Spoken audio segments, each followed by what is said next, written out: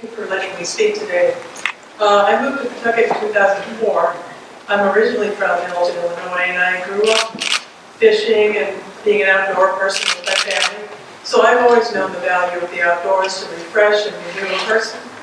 And it feels like our country is constantly developing everything so that we're fouling our own nest, and we have to go further and further out to actually see unspoiled nature. And here we have the beautiful Blackstone Valley corridor, and I never even knew how beautiful Maryville was. But to go further out, if you go to ecowatch.org, you can read that they're trying to build 300 plus fracked gas power plants across the country. Invenergy is huge.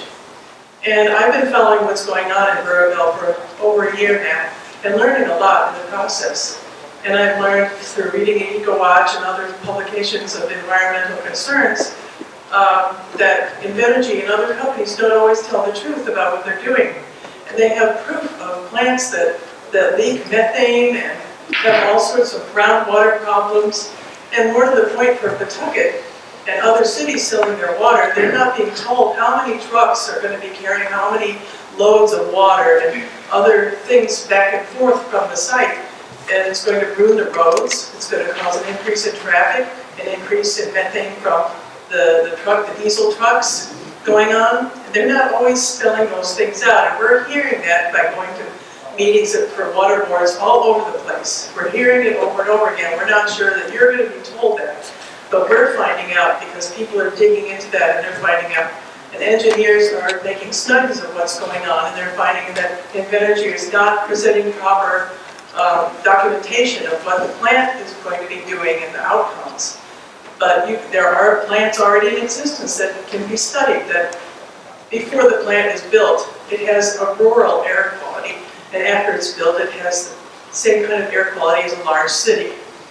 And people don't want a power plant built next to their homes. There's a plant I just learned recently built in Salem, Massachusetts, in a formerly green space park that's right next to homes, a senior center and a school, within feet of homes.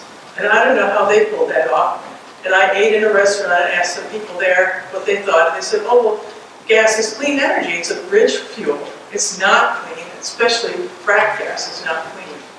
And I would like to be able someday to go fishing in Burrillville instead of going to meetings to prevent a power plant. It's a gorgeous area. Why would you want to spoil that area? And I don't want where I live, dear little Pawtucket, to be contributing to that, selling water to poison other people and ruin their property values, force them to leave their beloved homes that are generations old.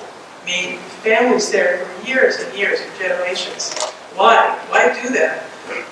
We don't need jobs built on that kind of misery and toxicity. We need jobs built on renewable energy. And we don't even know what we can do with renewable energy, because once you get started, it starts to create a path of its own and discover more and more. But if we're locked into fossil fuels, we don't even start looking.